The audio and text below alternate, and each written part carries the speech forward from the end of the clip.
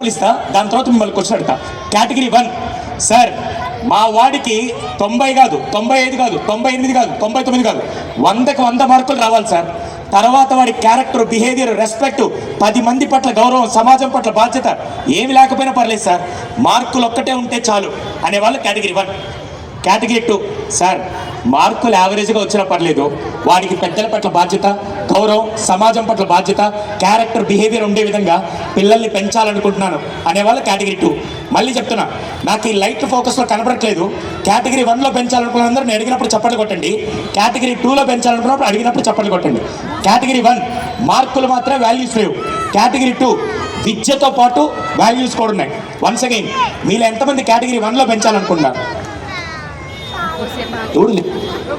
ఎంతమంది కేటగిరీ 2లో పెంచాలనుకుంటున్నారు? హే, very good. ఇప్పుడు నేను చెప్తా, ఆయన చెప్పింది ఏం తెలుసా? చాలా అద్భుతమైన విషయం చెప్పారు.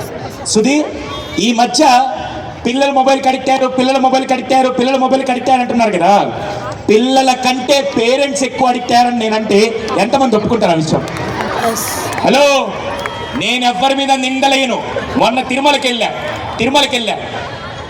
300 రూపాయల దర్శనానికి తిరుమలకి వెళ్తుంటే తిరుమలలో రూల్ ఏం తెలుసా? ఫోన్ తీసుకెళ్ళకూడదు. నేను పంచి కట్టుకొని 300 రూపాయల దర్శనానికి వెళ్తూ ఉంటే క్యూ లైన్లో, అసలే సైకాలజిస్ట్ కదా,